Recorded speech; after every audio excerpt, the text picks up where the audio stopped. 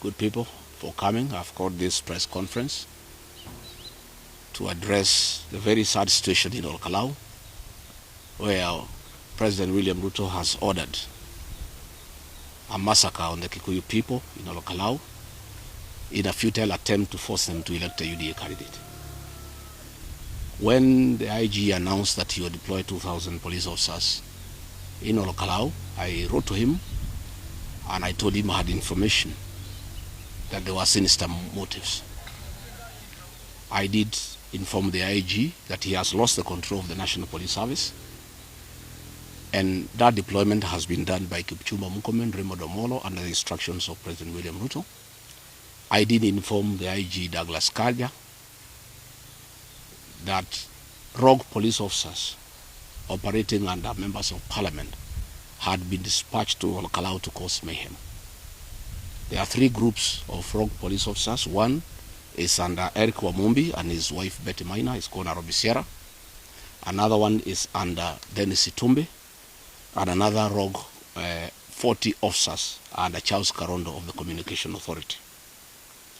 The IG admittedly has deployed 16 police officers in every polling station, and voting has been going on very peacefully.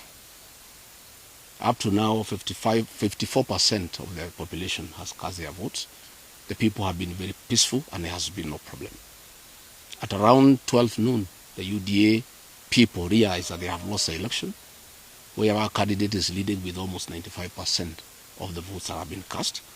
And that is when now they decided to execute Plan B, which has been authorized by President William Ruto, to cause chaos and mayhem, attack polling stations, chase away all the agents, beat up the election officials, chase away the observers, and exchange the votes with the marked ballot papers.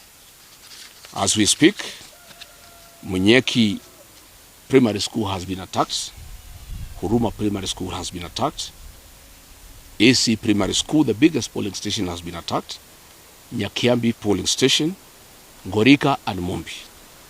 Luckily, the people of Kalou, the true sons and daughters of the Mau Mau, have repulsed these policemen with guns.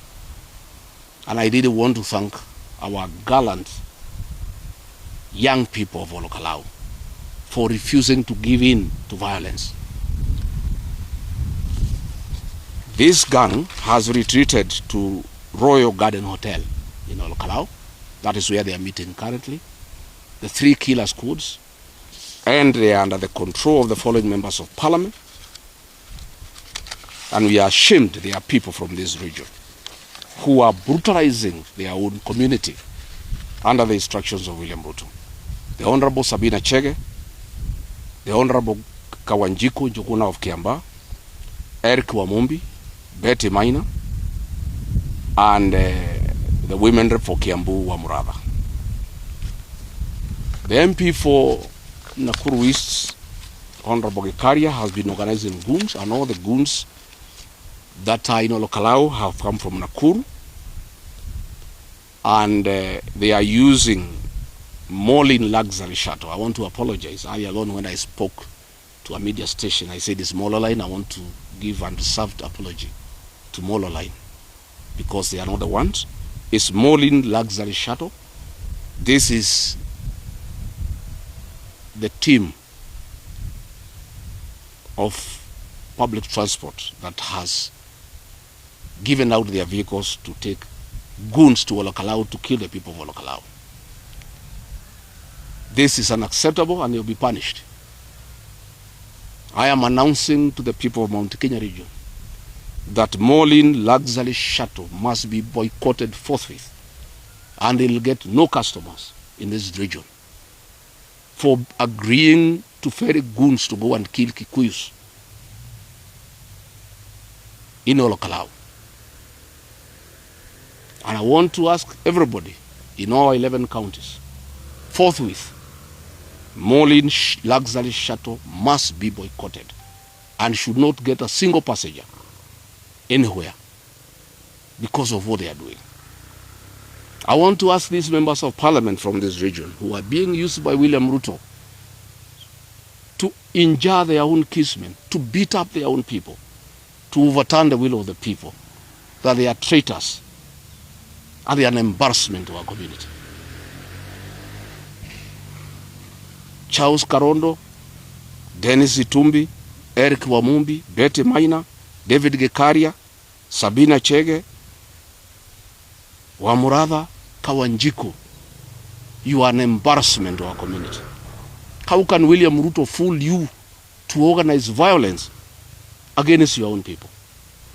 I have been told now they are regrouping. They are planning to storm all the polling stations. And I'm surprised that Ethicon and IBC has said nothing, even after polling stations have been attacked by hooded police. They are moving in vehicles in broad daylight with rifles and are wearing masks, and IBC is quiet because they are part of it. IBC and William Ruto are part and parcel. And it is now clear that we shall not have a peaceful general election. I think Kalou address rehearsal by William Ruto on how he can use rogue police to subvert the will of the people. I want to tell IBC, from what has happened, we'll be mobilizing the people of Kenya to call for your disbandment. You are an embarrassment to the people of Kenya.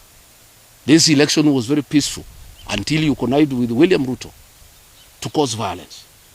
These people now have retreated to Royal Garden Hotel, where they are planning to storm all polling stations and disrupt the counting and overturn the will of the people. I am calling upon the people of Kalou, all of them who voted, to go back to the polling stations and fortify and barricade our polling stations and make sure that the will of the people is not subverted. I want to tell William Ruto, I'm sure you want to kill the Kikuyu population because you have a beef with us. You must start today with Kalou. For you to steal this election, you must kill the people of Kalou. And that is, if that is what you have decided, to kill the people of Kalou, please go ahead. And I'm asking everybody from Kalou, all our young men, women, old men, to go back to the polling stations and fortify them and stop these police goons from subverting the will of the people. We cannot allow William Ruto to subvert the will of the people, to successfully conduct a pilot on how he shall force the people of Kenya to elect him as president next year. IG Douglas Kanja, much I sympathize with you. You are an embarrassment to our people here, not just in Nyeri, but the mountain. This afternoon, Douglas Kanja is my neighbor here. I called a common friend and asked him to call Douglas Kanja and put him on speakerphone and pose to him 2 questions. Why is he allowing William Ruto to use him to kill and maim his kinsmen from the mountain? I asked him to ask him, why has he surrendered the command of the National Police Service to Kipchumba Murkomen and his tribesmen? Because these are Ruto and his tribesmen who have declared war on the Kikuyu people. And Kanja told that person, and I heard clearly, that he has no control of the National Police Service, and what is happening in Kalou has the direct authority of William Ruto, and there's nothing he can do. He was crying, saying how sad he is, saying that his work has been taken over by Kipchumba Murkomen, and he is even contemplating resignation ahead of his impending retirement. It is therefore confirmed that this massacre that is going on in Kalou has been authorized by William Ruto himself. And we want to ask you, William Ruto, these people of Kalou, the people of Nyandarua, the people of this region voted for you to a man to become president. Why have you declared war on them? Why are you unleashing violence on women and children? Why have you converted the National Police Service into a rogue outfit to kill people and to maim people? But I'm now convinced that when William Ruto sent the National Police Service to Haiti, the intention was never to go and help the people of that great country on how to deal with criminal gangs. He actually sent the National Police Service to benchmark and learn how to work with criminals and goons to assist him to be elected by the people of Kenya next year. I want to say now I'm convinced than ever before that we shall not have a peaceful election, that we shall have anarchy and civil war. If what William Ruto is doing in Kalou today is what will happen next year, there will be civil war in this country. We have seen it. You, the media, the nation newspaper, the NTV, the journalists who are beaten up, and their equipment confiscated, so that they don't record the mayhem that is happening in Kalou. So Kenyans must know now, they must be prepared, that we are going to have a big problem next year. We have a compromised IBC working under William Ruto. We have a president who has gone rogue, who is determined to force his way back to power, using whatever method, including killing people and maiming people. And Kalou is a pilot of what will happen next year. The DCP candidate is leading with 90%. And the people of Kalou must make sure these results are announced today. And we are asking all members of the public in Kalou to move quickly from now and occupy and surround the polling stations and withstand the assault that is being planned by William Ruto to overturn the will of the people. Later on, the entire population will move to Kalou town. 50,000 people around the Talib Center. And if William Ruto wants to massacre the Kikuyu population in Kalou, he can go ahead and do so. He has harassed our people enough. He has ruined our businesses. He has sacked our people from KRI. He has sacked our people from the army. He has sacked our people from the civil service. He has attacked our churches. He has made sure our pending bills are not paid. He has attacked us in churches. Now he has decided that he will force us to elect people from his party. And he is prepared to kill people.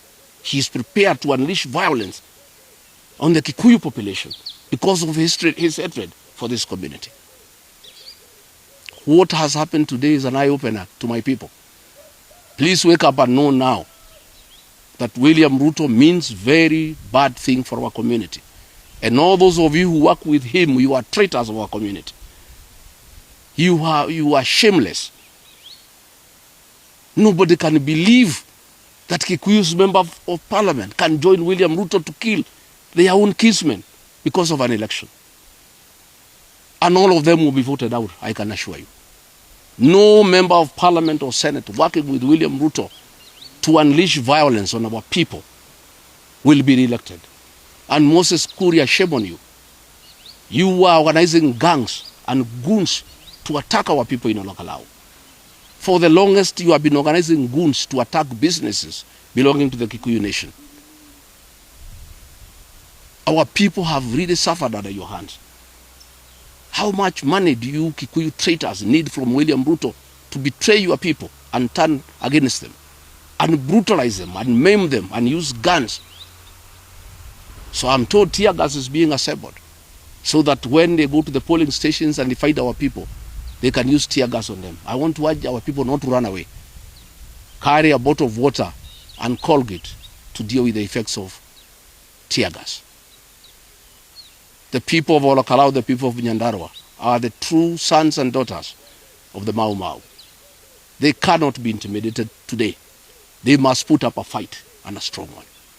It is unfortunate that the man we gave our vote, whom we trusted with our vote, has turned against us. And he is unable to accept that we have a democratic right to choose whoever we want. He wants to force us to choose his candidate, and it will not happen. I'm told they want to try to overturn the results, and if they can't, they cause chaos so that the election is cancelled, and then they have another opportunity to repeat the election once more. Even if the election is repeated 10 times, the results will be the same. They have spent 14 billion shillings in projects in Kalou. People have said no. They have spent 1.2 billion bribing voters. People have said no. That is the Kikuyu nation for you, Mr. William Ruto. You don't know the Kikuyu. You are touching a very raw nerve. You have now radicalized the Kikuyu nation beyond limit.